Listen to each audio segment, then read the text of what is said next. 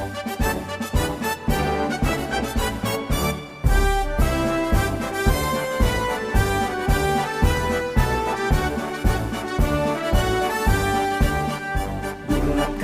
tekad, kuatkan hati, negeri ini memanggilmu kawan. Belajar bergerak berbagi untuk negeri, guru penggerak majukan pendidikan. Assalamualaikum warahmatullahi wabarakatuh. Bapak Kepala Sekolah yang saya hormati, Bapak Ibu Guru yang semuanya juga saya hormati. Alhamdulillah kita pada siang hari ini tetap pada lindungan Allah Subhanahu wa Ta'ala.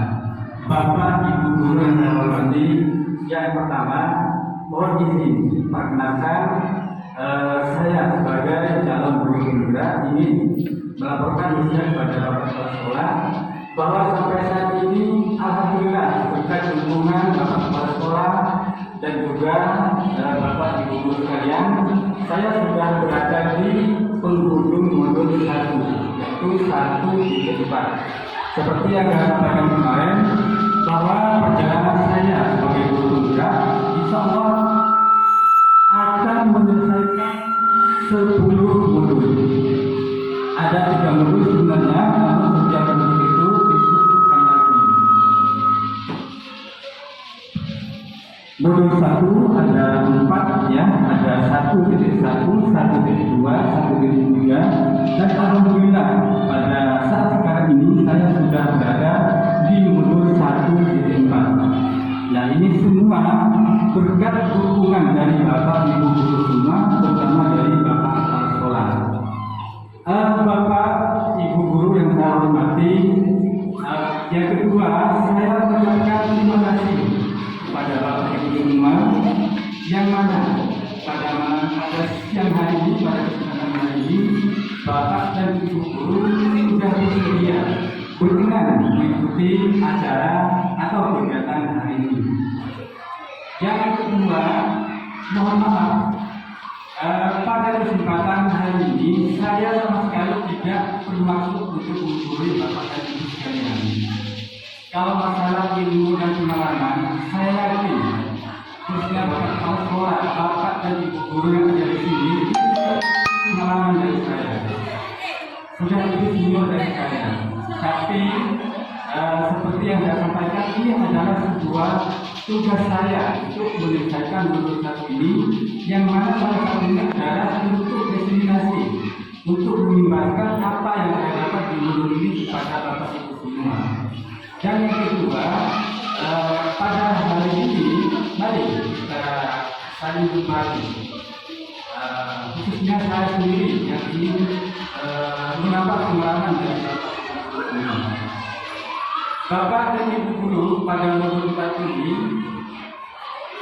materinya yaitu budaya positif. Nah tentunya budaya positif ini sangat penting kita ciptakan di sekolah ini, di lingkungan sekolah ini.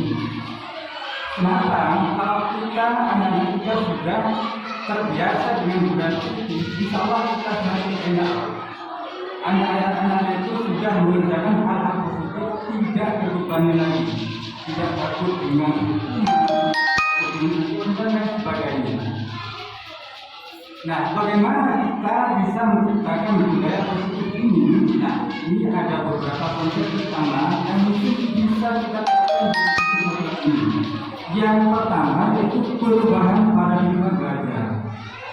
Kemudian yang kedua, disiplin positif. Yang ketiga, motivasi perilaku manusia. Yang keempat, hubungan dengan manusia. Yang kelima, posisi kontrol restitusi. Kemudian yang keenam, keyakinan keras. Yang ketujuh, segitiga restitusi. Yang mana yang ini adalah kaitan dari nomor 6. Kalau kita sudah membuat keyakinan keras, kemudian ada melanggar misalnya, nah kita bisa mengeluarkan yang tambahan dari konsepnya itu ketujuh, yaitu segitiga restitusi. Baik Bapak Ibu, mari kita mulai satu persatu dari 7 konsep ini. Yang pertama yaitu perubahan paradigma belajar. Nah, ini kaitannya adalah dengan posisi kontrol. Kalau dari kemarin, terutama saya sendiri ya, saya pernah berpikir seperti ini. Wah, anak-anak itu tergantung saya. Saya yang bisa mengontrol anak-anak di kelas. Nah, ini ternyata pengalaman yang harus kita tinggalkan. Bagaimana yang punya kontrol itu sebenarnya siswa itu sendiri, kita tidak bisa mengasah. Apalagi kita ingat dengan filosofi pendidikan dihajar dalam cara. Apalagi kita juga sekarang dalam melaksanakan pembelajaran kita harus melaksanakan konsep diferensiasi. Nah, anak-anak itu tidak sama, kebutuhan anak itu tidak sama. Jadi dalam kegiatan pembelajaran di kelas sebenarnya yang memegang kontrol itu bukan kita lakukan. Yang memegang kontrol itu adalah anak itu sendiri. Satu contoh misalnya, kita ingin anak-anak kita matematika semua. Ketika pelajaran matematika, anak-anak merasa bisa begitu, bisa ini, bisa itu, sesuai yang kita mau. Tapi apa boleh buat? Ada satu anak yang tidak suka dengan matematika, dia sebenarnya sendiri. Bapak itu tidak bisa memaksa, karena suatu saat nanti, suatu hari nanti anak yang bapak itu sendiri tidak harus bisa matematika. Bapak itu mungkin pernah dengar cerita atau berita tentang Cristiano Ronaldo. Dia bermain bola hebat yang mungkin bagi seorang Ronaldo ini tidak terlalu penting untuk bisa menghibur matematika. Nah, mungkin bagaimana bapak ibu nanti bisa menggali potensi yang ada pada anak itu sendiri. Karena sesuai dengan apa yang disampaikan oleh pihak negara bahwa anak itu sudah ada garis-garis samar yang perlu kita jelaskan. Kita layaknya sebagai petani. Bagaimana petani? Petani itu menanam padi, dia tidak bisa mengubah menjadi benih dari jagung. Petani itu hanya bisa merawat bagaimana agar padi itu bisa tumbuh dengan baik, sehingga nanti bisa dipanen. Nah, kalau kita selama ini beranggapan bahwa guru bisa mengajar murid itu hanya sekedar instruksi. Kemudian yang kedua, bahwa semua penguatan positif, efektif dan bermanfaat itu juga instruksi bahwa guru.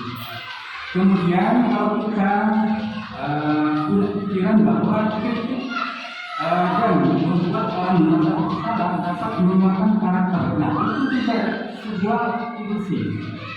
Kenapa? Itu hanya sementara. Anak-anak misalnya kita buat dapat salah, dia akan bisa mengulangi dua kali. Tapi setelah yang lain minggu depan dia akan melakukan lagi. Karena kita belum bisa menciptakan budaya positif. Kemudian kalau kita berpikir bahwa orang dewasa memiliki hak untuk memaksa, nah ini juga hanya sebuah ilusi. Kita dulu yang dulu menganggap juga dewasa bisa memaksa murid ini tidak bisa lagi. Baik. Nah ini paradigma yang mungkin bisa kita ubah. Dari paradigma lama menjadi paradigma baru. Indonesia Political Teori Kontrol. Kalau misalnya Bapak Ibu selama ini punya beranggapan bahwa kebutuhan kita sama. Kalau kita harus pintar matematika, dia harus pintar matematika juga. Nah, mari kita ubah bahwa sebenarnya kebutuhan kita itu berbeda. Boleh jadi si A ini pintar matematika, kemudian memang bakatnya begitu, tapi si B ini punya bakat di bidang seni atau olahraga misalnya. Kita tidak bisa memaksa si B ini harus pintar matematika. Kemudian yang kedua, semua orang melihat hal yang sama. Tapi di teori kontrol ini, setiap orang memiliki gambaran yang berbeda. Jadi kalau misalnya ada pendapat yang berbeda, nah itu biasa. Nah perlu kita memaksa pendapat orang lain itu harus sama dengan kita. Kemudian selanjutnya kita mencoba membuat orang agar berpandangan sama dengan kita. Nah, ini juga paradigma lama yang harus kita tinggalkan. Kemudian perilaku buruk dia sebagai suatu kesalahan. Ini sudah biasa kita lakukan ya. Kita beranggapan bahwa setiap kelakuan buruk ini adalah suatu kesalahan. Dilihat sebagai sebuah kesalahan. Tetapi dalam kehidupan ini semua perilaku ini mempunyai tujuan. Misalnya ada anak-anak yang suka menjadi temannya. Ini jelas. Ini perlu kita kasih yang tersebut. Kemudian yang selanjutnya orang lain bisa mengontrol saya. Nah, ini juga sebuah kondisi paradigma lama yang perlu kita tinggalkan. Yang benar bagaimana? Ya kita ini yang hanya sebagai penunggang kontrol. Satu contoh misalnya saya memegang sesuatu. Orang lain meminta agar saya memberkatakan, meminta agar menyerahkan apa yang ada di tangan saya untuk diserahkan. Mungkin ada yang berkata bahwa yang memegang kontrol adalah orang lain yang memerintah, karena dia yang memerintah. Tetapi hakikatnya kitalah yang memegang kontrol, karena yang memegang barang ini adalah kita. Dan tergantung kita, apakah tetap dipertahankan atau kita berikan, kita lepas apa yang kita genggam. Jadi seperti itu. Kemudian yang selanjutnya, saya bisa mengontrol orang lain. Juga pada kepalanya ya. Tapi yang itu adalah Anda tidak bisa mengontrol orang lain. Kita hanya bisa memberikan informasi bahwa hal seperti ini tidak baik, hal seperti ini salah. Tapi untuk mengontrol kita tidak bisa, apalagi memaksa. Kemudian yang selanjutnya, pemaksaan adalah saat butuhkan gagal. Jadi sudah biasa ya, kalau kita membutuhkan sudah gagal, ayolah lepas apa yang kita butuh. Saya tetap bertahan, akhirnya orang lain berkata, ayo pas lepas, itu pemaksaan, itu nggak boleh. Nah, hakikatnya yang memegang kontrol itu adalah yang memegang itu. Kemudian model berpikir menang kalah. Ini para pengalaman juga. Ini biasanya ini nanti ada yang menggunakan model ini kalau kita tidak menempatkan diri sebagai posisi pendukung siswa yang melanggar aturan misalnya. Jadi ini kalau pendukung siswa teori ini ini paradigma menang kalah. Yang itu apa? Yang bisa dia dapatkan dari mendapatkan hukuman. Tapi di teori kontrol model berpikirnya adalah menang. Kalau ada sesuatu kita misalnya baik yang salah yang benar, bagaimana dia salah menang bisa mendapatkan manfaat dari apa yang kita berikan kepada mereka yang benar. Baiklah Bapak Ibu, yang kedua yaitu disiplin positif. Nah, kita perlu menanamkan budaya positif kepada siswa. Nah, tujuan dari disiplin positif adalah menanamkan motivasi pada murid-murid kita yaitu untuk menjadi orang yang mereka inginkan dan menghargai diri sendiri dengan nilai-nilai yang percaya.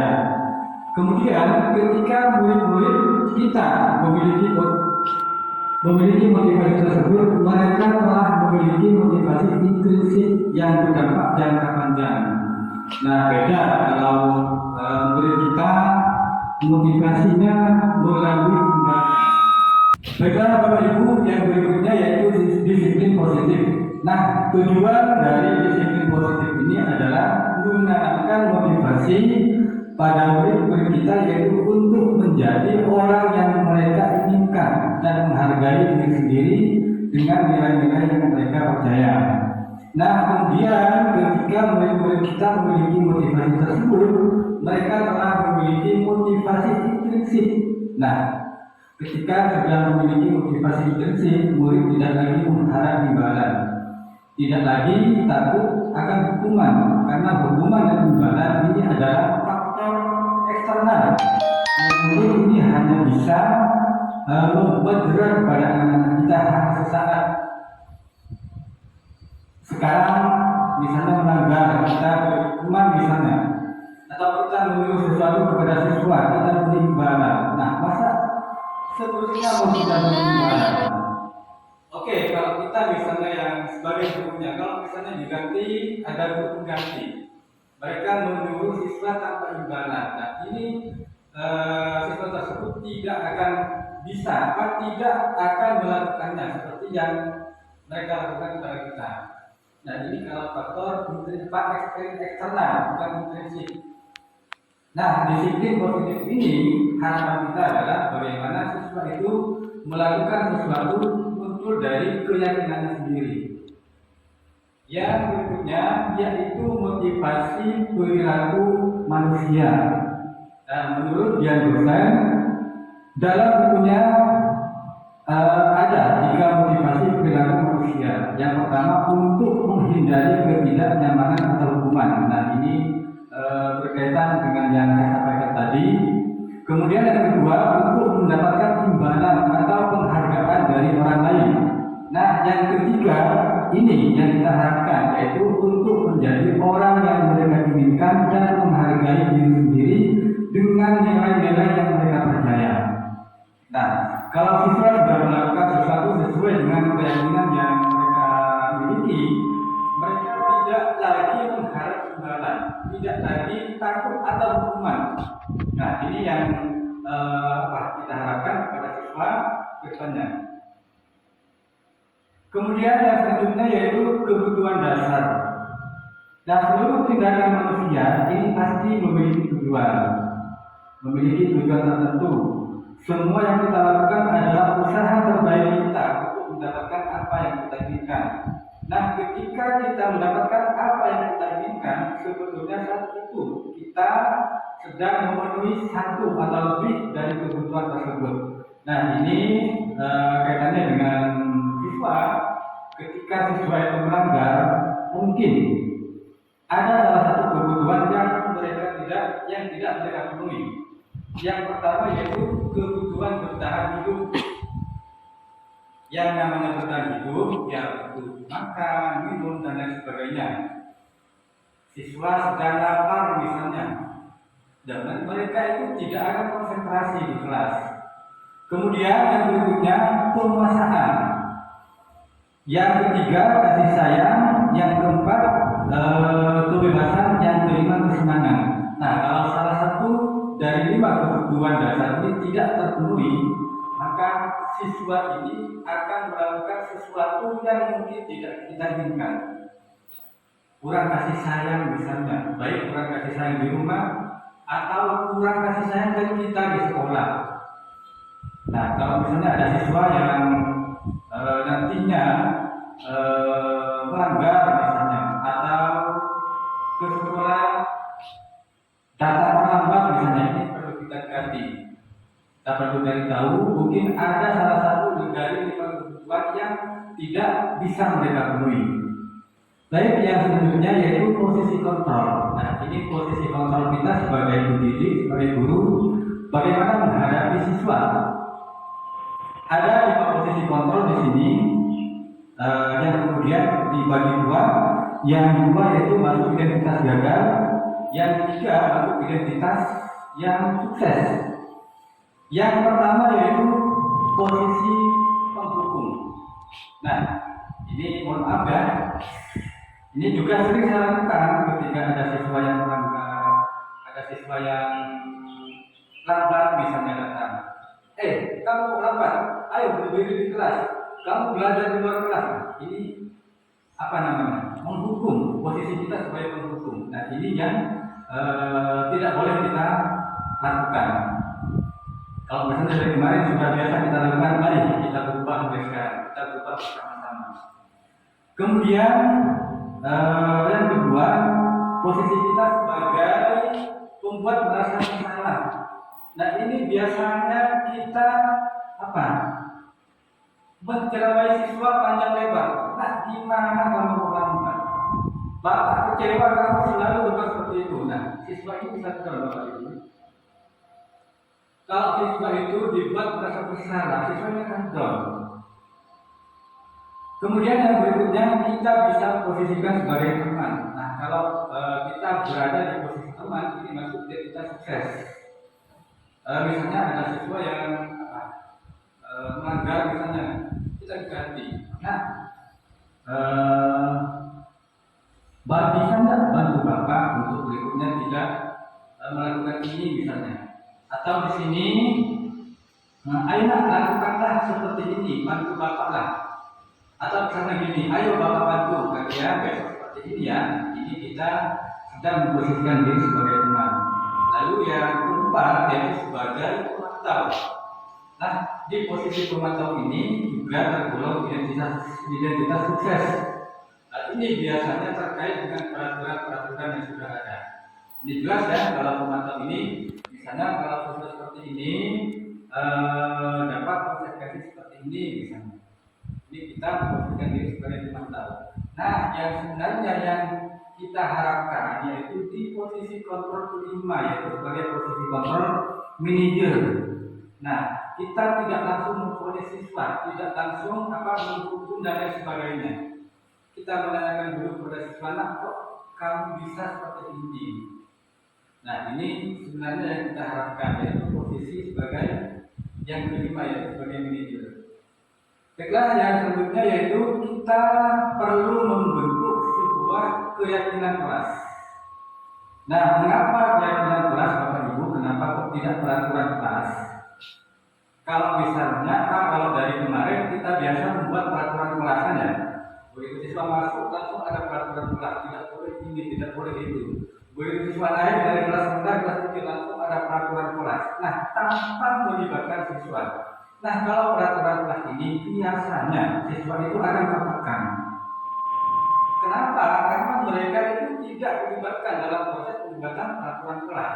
Nah, mulai sekarang sebaiknya ayo Bapak Ibu kita ubah menjadi keyakinan kelas. Nah, bagaimana kita membentuk keyakinan kelas? Nah, ini ada langkah-langkahnya ya. Keyakinan kelas bersifat pembentukan keyakinan kelas. Yang pertama, keyakinan kelas bersifat lebih abstrak daripada peraturan yang lebih rinci dan konkret.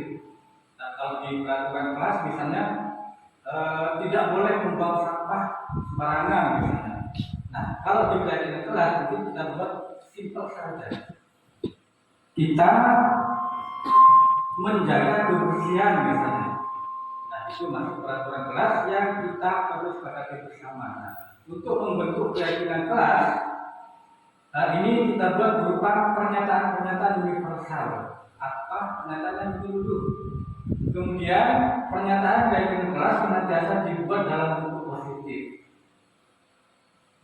Kata-kata positif. Jadi tidak ada kata dilarang mencoret tembok misalnya. Tidak boleh membuang sampah sembarangan. Nah, itu kata negatif. Kita ubah menjadi menjaga kebersihan kelas misalnya.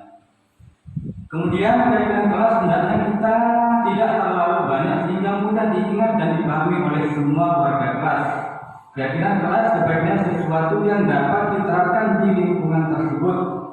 Semua warga kelas hendaknya ikut berkontribusi dalam pembuatan keyakinan kelas lewat kegiatan curah pendapat. Nah, ini seperti yang saya sampaikan tadi. Keyakinan kelas ini perlu kita buat bersama, tapi perlu kita awasi. Soalnya gini, kalau langsung siswa yang disuruh membuat keyakinan kelas, nah ini nanti bisa aneh-aneh, bisa macam-macam kemauan anak. Nah, ini perlu kita luruskan nanti. Kemudian yang berikutnya bersedia meninjau kembali keyakinan kelas dari waktu ke waktu. Nah, keyakinan kelas ini bukan berarti berlaku sepenuhnya ya Bapak Ibu, namun bisa kita tinjau, bisa kita ubah kembali nanti. Nah, kemudian yang berikutnya, yang terakhir yaitu segitiga institusi. Nah, segitiga institusi ini Bapak Ibu adalah suatu langkah, suatu cara kita ketika siswa ada yang melanggar keyakinan kelas, bukan langsung dihukum ya Bapak Ibu. Melanggar bisa langsung dihukum, diberi dibuat rasa bersalah tidak.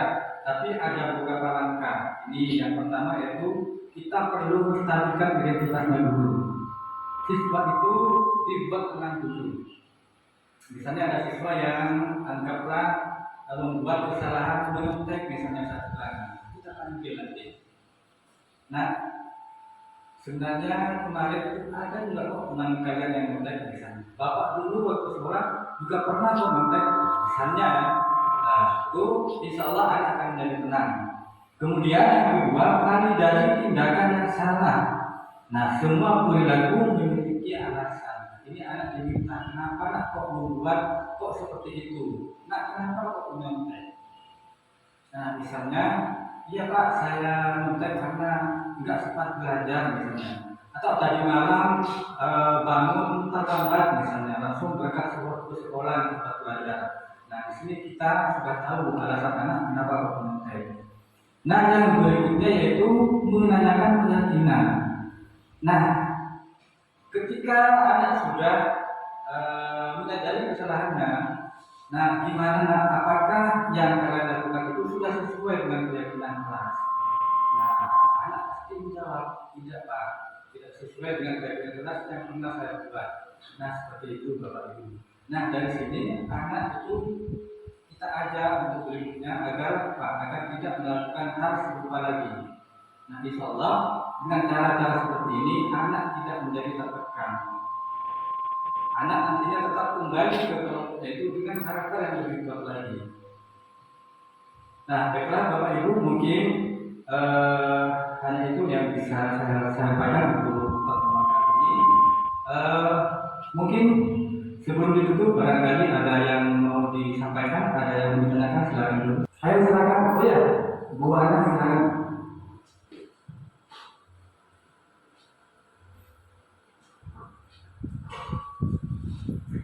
Assalamualaikum warahmatullahi wabarakatuh. Yang ingin saya tanyakan Pak tentang posisi kontrol. Di kelas saya itu Pak, saya itu menerapkan posisi kontrol sebagai teman. Karena saya coba sebagai pemantau atau manajer, itu kurang efektif. Ketika saya dekati anak, saya bermain sama anak, itu anak-anak lebih mau mengikuti apa yang menjadi instruksi saya. Pertanyaan saya Pak, ketika saya itu mengambil posisi kontrol teman, apa bisa saya lakukan ini terus menerus gitu Pak? Apakah efektif? Terima kasih.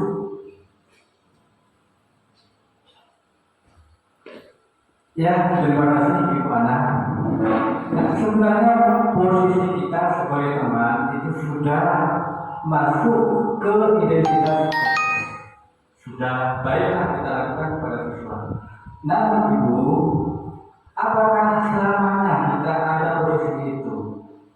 Nah, sekarang masalahnya bagaimana kalau misalnya nanti yang mengajar bukan Ibu, bukan Ibu Ana yang di kelas itu. Ada guru lain yang mengganti misalnya, ada guru lain, guru agama, guru apa misalnya. Nah, apakah anak-anak itu tetap sama seperti yang dilakukan kepada Ibu Ana yang selama ini Ibu Ana memposisikan diri sebagai teman? Nah, karena posisi sebagai teman ini sifat tergantung, ada sifat tergantung ke guru. Nah, beda Ibu dengan posisi manajer. Kalau sudah Ibu menerapkan posisi manajer, ini sudah kontrak.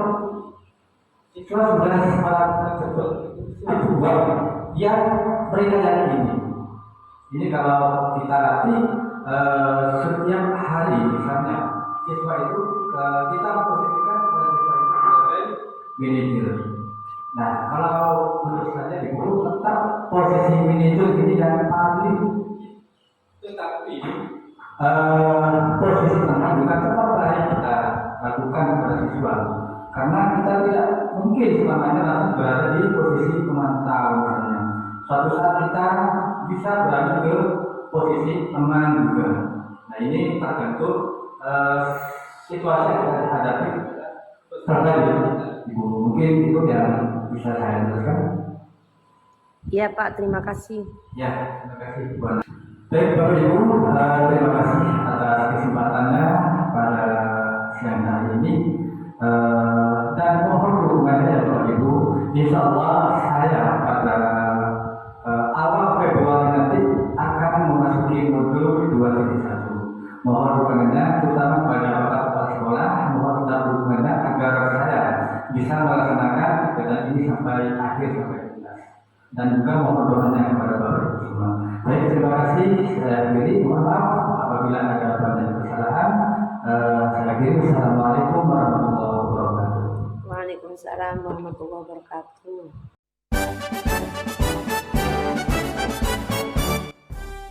Assalamualaikum warahmatullahi wabarakatuh. Bagaimana kabarnya hari ini? Baik ya. Seperti yang Bapak mengatakan, insya Allah hari ini atau besok kita akan membuat kesepakatan kelas. Nah, kalau dari kemarin kalian mungkin lebih sering mendengar yang namanya peraturan kelas ya.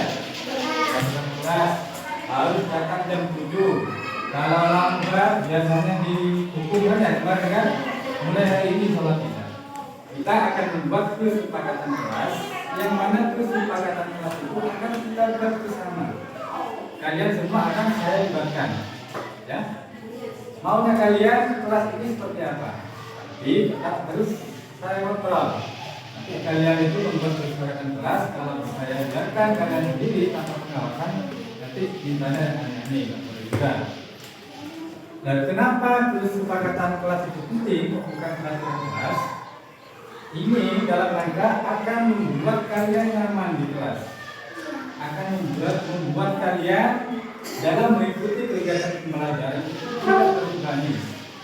Kalau kalian mungkin dari kemarin ada rasa takut terlambat karena dihukum mungkin kan ya. Kalau tidak menggunakan ini aturannya seperti ini harus seperti ini, Allah sekarang tidak. Nah, pentingnya peraturan kelas kalian ini nanti tahu prosesnya. Kalau sekarang kelas kalian bisa tahu proses dari awal. Dan kalau kalian misalnya nanti ada yang melanggar peraturan kesepakatan yang kalian buat sendiri, ada cara tersendiri untuk menyelesaikannya. Dan itu insya Allah akan membuat kalian juga merasa nyaman. Tidak ada, saya tidak mau kalian terbebani apalagi rasa takut, ya. Nah, kalian boleh menyiapkan kira-kira kesepakatan kelas seperti apa yang kalian buat. Kalian boleh mengusulkan minimal 1, ya. 1 siswa minimal 1, ya. Paham? Nah, kalau misalnya nanti setelah kita buat kelas sudah jadi, kita akan sambil bersama. Jadi kita berikanlah agar kalian bisa melihatnya secara detail. Kita mudah dengan makan. Ya, baik. Bulatkan tekad, kuatkan hati. Negeri ini memanggilmu kawan. Belajar bergerak berbagi untuk negeri. Hidup bergerak maju tujuan diri. Waalaikumsalam warahmatullahi wabarakatuh. Sudah pukul berapa sekarang, Nak? Pukul 3 dulu. Ya. Kenapa kok lambat? Ya nggak apa-apa. Teman kamu kemarin juga ada yang lambat, ya kan? Bapak dulu juga pernah lambat ke sekolah, tapi nggak diulangi lagi. Bapak mau tanya, Novi pasti punya alasan kenapa kok lambat hari ini? Karena saya setelah subuh tidur lagi, Pak. Jadi bangunnya kesiangan. Jangan. Oh, setelah subuh tidur lagi. Besok bisa nggak terlambat? Bagaimana caranya? Saya akan tidur lebih awal setelah subuh. Biar tidak ngantuk. Terus, tapi Novi mulai besok tidurnya lebih awal setelah subuh biar tidak ngantuk kan ya? Terus, nanti ya Novi ya. Besok biar tidak terlambat lagi ya enggak? Nah, sekarang Bapak tanya terkait kasus ini, kira-kira Novi ingin menjadi orang seperti apa ya? Yang disiplin ya, tepat waktu. Bagus itu. Bapak doakan ya. Semoga Novi benar-benar menjadi orang yang disiplin ya. Ya, silakan Novi. Kreatif rancang pembelajaran. Hargai potensi, tingkatkan prestasi. Lahirkan profil pelajar Pancasila. Belajar bergerak berbagi untuk negeri kita